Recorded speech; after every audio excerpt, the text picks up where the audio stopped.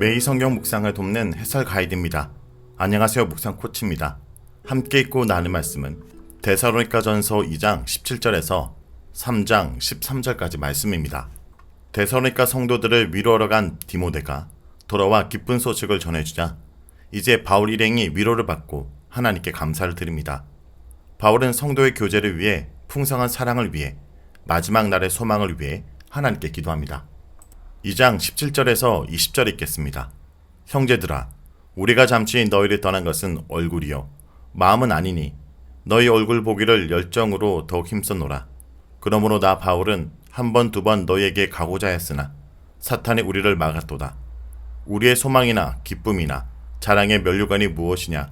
그가 강림하실 때 우리 주 예수 앞에 너희가 아니냐? 너희는 우리의 영광이요 기쁨이니라.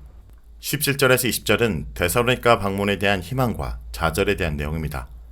데살로니가를 갑자기 떠난 후 돌아오지 않는 바울을 대적자들이 공격한 듯합니다. 그의 사역의 진정성을 공격했을 것입니다. 바울은 자신이 돌아가지 않는 것은 자의가 아니라 사탄이 막았기 때문이라 말합니다. 사탄이 막았다는 것이 바울의 질병을 가리키는 것인지 다른 어떤 이유인지는 알 수는 없습니다. 바울은 고아처럼 남겨진 그들에게 다시 돌아가서 그들을 보기 원합니다. 바울이 떠난 것은 얼굴이지 마음이 아닙니다. 복음의 사역자들에게 성도야말로 소망이요 기쁨이요 자랑의 면류관입니다. 성도들을 하나님의 말씀으로 굳게 세우는 것은 영광스러운 일이며 기쁨이 아닐 수 없습니다. 건물이나 재정이나 프로그램은 사라지고 맙니다. 주 예수께서 강림하실 때 남은 것은 너희 곧 성도들입니다. 사역자들의 마음은 성도들에게 있어야 합니다. 잠언은 내 양의 형편을 부지런히 살피며 내 소떼에게 마음을 두라고 말합니다. 바울이 19장 20절에서 말씀을 성도들에게 들려주었을 때 그들에게 얼마나 큰 격려가 되었을까요? 성도들에 대한 지극한 사랑의 변이 놀랍습니다. 3장 1절에서 10절 읽겠습니다. 이러므로 우리가 참다 못하여 우리만 아덴에 머물기를 좋게 생각하고 우리 형제 곧 그리스도의 복음을 전하는 하나님의 일꾼인 디모데를 보내노니 이는 너희를 굳건하게 하고 너희 믿음에 대하여 위로함으로 아무도 이 여러 환난 중에 흔들리지 않게 하려 함이라. 우리가 이것을 위하여 세움받은 줄을 너희가 친히 알리라.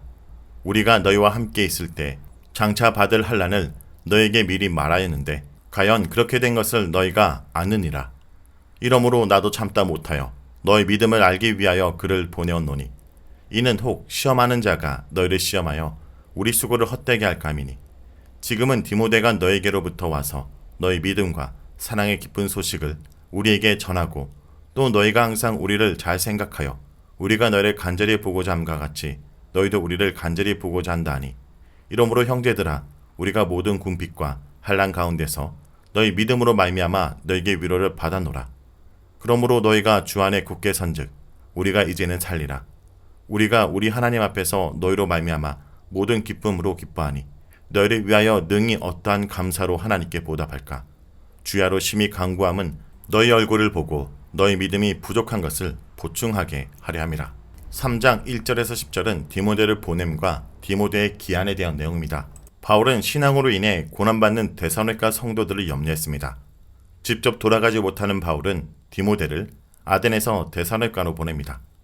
디모데는 바울을 대신해서 성도들을 굳건하게 하고 믿음을 격려하는 사역을 감당해야 했습니다. 이것이 바울이 디모데를 보내는 목적입니다. 디모데를 수식하는 어구를 보면 우리 형제, 그리스도의 복음을 전하는 일에 있어서의 하나님의 동력자입니다.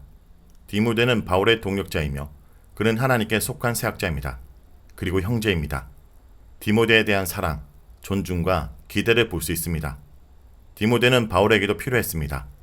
베레아를 떠나 아덴으로 올 때 바울은 베레아에 머무는 디모데를 속히 아덴으로 오게 하라는 부탁을 자신을 아덴으로 인도한 사람들에게 전합니다. 디모데가 아덴으로 왔지만 바울은 그를 옆에 둘 수 없었습니다. 데살로니가 성도들을 위한 사역에 파송해야 했습니다. 바울에게 있었던 디모데와 같은 신실한 동력자들이 사역자들에게는 늘 필요합니다. 혼자 감당할 수 없는 사역의 현장에서 짐을 나누어 줄 수 있는 신실한 형제이며 동력자를 위해 우리는 기도합니다. 또한 우리가 그러한 동력자가 되어야 합니다. 신앙으로 인한 핍박은 이상한 일이 아닙니다. 바울은 오히려 우리가 이를 위해 세움을 입었다 말합니다. 환난은 어쩌면 참된 믿음을 가진 성도에게 당해야 하는 일입니다. 그렇다면 중요한 것은 어떻게 하면 이 환난을 잘 견뎌내고 흔들리지 않을 것인가입니다. 바울은 핍박받는 성도들을 강하게 하기 위해 디모데를 보냅니다. 바울은 복음을 전할 때 무지갯빛 복음만을 전하지 않았습니다. 그리스도를 따르는 것은 환난을 각오한 일임을 분명히 그리고 반복해서 밝혔습니다. 그러므로 바울은 환난에 흔들리지 않게 하려고 첫째, 환난에 대해 미리 말하여 대비하게 했고, 둘째, 환난은 성도에게 당연한 것임을 일깨워 다시금은 그를 격려했고, 셋째, 돕는 자로서 디모데를 보내 그들을 굳건하게 하고 위로했습니다. 5절은 디모데의 방문 목적을 말하는데, 디모데가 데살로니가를 방문한 목적은 그들의 믿음을 알기 위해서입니다. 즉 그들이 고난 가운데 하나님에 대한 신실함을 지키고 있는가를 알기 위해서입니다. 또 다른 목적은 이미 2절에 밝혔습니다. 시험하는 자는 궁극적으로 사탄에 가리킵니다. 사탄은 복음 전파자의 사역을 방해하고 복음을 들은 사람들을 시험하여 넘어뜨리려고 합니다. 바울은 데살로니가에 가지 못하는 이유와 성도들이 겪는 환난을 영적으로 해석하고 있습니다. 배후에 있는 영적 실체를 사탄으로 지목하고 영적 싸움에 임하고 있습니다. 사탄의 목적은 결국 믿음을 무너뜨려 복음 사역자들의 수고를 헛되게 만드는 것입니다. 영적 지도자들의 관계를 단절시키고 여러 환경적 요인을 통해 성도들을 시험에 빠뜨립니다. 바울은 디모데를 보내고 편지도 쓰고 기도하며 사탄의 시험에 대항하고 있습니다. 6절은 디모데의 귀환과 기쁜 소식을 말합니다. 아덴에서 데살로니가로 보낸 디모데가 돌아왔습니다. 바울이 디모데 소식을 얼마나 애타게 기다렸을까요? 바울이 고린도에 있을 때 기쁜 소식을 가지고 디모데가 왔습니다. 믿음과 사랑의 기쁜 소식이었습니다. 첫째는 사랑의 기쁜 소식입니다. 사랑이 의미하는 것은 바울에 대한 사모함과 바울에 대한 좋은 기억, 좋은 관계를 의미합니다. 바울이 데살로니가 성도들을 간절히 보고 싶어하고 사모하는 것은 짝사랑이 아니었습니다. 성도들과 같은 마음으로 바울을 생각하고 간절히 보고 싶어 했습니다. 바울은 자신이 데살로니가로 가지 못하는 상황과 대적자들의 비난에 대해 안타까워하고 염려했습니다. 이런 바울에게 성도들이 바울을 오해하지 않고 오히려 사랑하고 있다는 것은 기쁜 소식, 안심되는 소식이었습니다. 둘째, 디모데가 전한 소식은 믿음의 기쁜 소식이었습니다. 여러 환난 중에서도 흔들리지 않고 있다는 소식입니다. 본문에 믿음이라는 단어가 반복되고 있음을 주목해야 됩니다. 디모데를 보낸 목적은 너희 믿음에 대해 격려하고 너희 믿음을 알기 위함이었다고 말합니다. 바울이 받은 기쁜 소식은 믿음의 기쁜 소식이었고 바울은 너희 믿음으로 말미암아 위로를 받았다라고 말합니다. 바울의 염려는 안심과 기쁨으로 바뀌었습니다. 사역자들에게 기쁨을 주는 것은 성도와 사역자들의 사이의 사랑의 관계이며 하나님과 성도 사이의 믿음의 관계입니다. 디모데가 가져온 기쁜 소식이 바울에게 어떤 영향을 끼쳤고 바울이 어떻게 반응했는가를 7절에서 9절에 볼 수 있습니다. 첫째, 바울은 위로를 받았습니다. 7절에서 바울은 너희 믿음으로 말미암아 너에게 위로를 받아노라 라고 말합니다. 디모데가 가져온 기쁜 소식을 듣고 바울은 둘째로 이제는 살리라 라고 말합니다. 바울에게 있어 성도들이 주 안에 굳게 서는 것은 자신이 사느냐 죽느냐처럼 중대한 문제였습니다. 바울이 그들로 인해 얼마나 노심초사했던가를 알 수 있습니다. 바울은 궁핍과 환난 가운데 있었지만 성도들이 주 안에 굳게 서 있다는 소식에 살아갈 힘을 얻습니다. 셋째로 바울은 기뻐합니다. 그 기쁨은 바울이 하나님 앞에 갖고 있던 기쁨입니다. 넷째로 바울은 기쁨을 주신 하나님께 감사합니다. 9절에 능히 어떠한 감사로 하나님께 보답할까? 라는 수사학적 질문은 하나님께 어떠한 감사로도 다 갚을 수 없다는 의미를 내포합니다. 바울의 극한 기쁨과 감사를 나타내고 있습니다. 10절은 바울에 대한 소망과 기도입니다. 디모데가 가져온 기쁜 소식을 들은 바울은 기도하고 있음을 밝힙니다. 바울의 기도는 주야로 심히 간구하는 기도입니다. 이는 기도의 간절함을 보여줍니다. 바울의 기도의 내용과 목적을 알 수 있는 말이 이어집니다. 직접 그들을 만나는 것이며 믿음이 부족한 것을 보충하는 것입니다.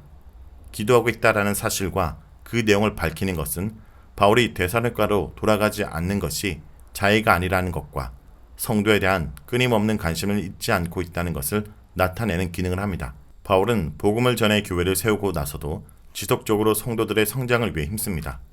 개인적으로 가르침을 통한 양육을 꿈꿉니다. 믿음의 부족한 것들을 완전하게 한다라는 것은 그들을 가르쳐 잘 이해하게 하고 그리스도인으로서의 삶을 격려하겠다는 의미입니다. 11절에서 13절 읽겠습니다. 하나님 우리 아버지와 우리 주 예수는 우리 길을 너에게로 갈 수 있게 하시오며 또 주께서 우리가 너희를 사랑함과 같이 너희도 피차간과 모든 사람에 대한 사랑이 더욱 많아 넘치게 하사 너희 마음을 굳건하게 하시고 우리 주 예수께서 그의 모든 성도와 함께 강림하실 때 하나님 우리 아버지 앞에서 거룩함에 흠이 없게 하시기를 원하노라. 11절에서 13절은 바울의 기도입니다. 11절에서는 데살로니가로 돌아가기를 기도합니다. 바울의 기도는 하나님 아버지와 주 예수를 불러 아뢰는 기도입니다.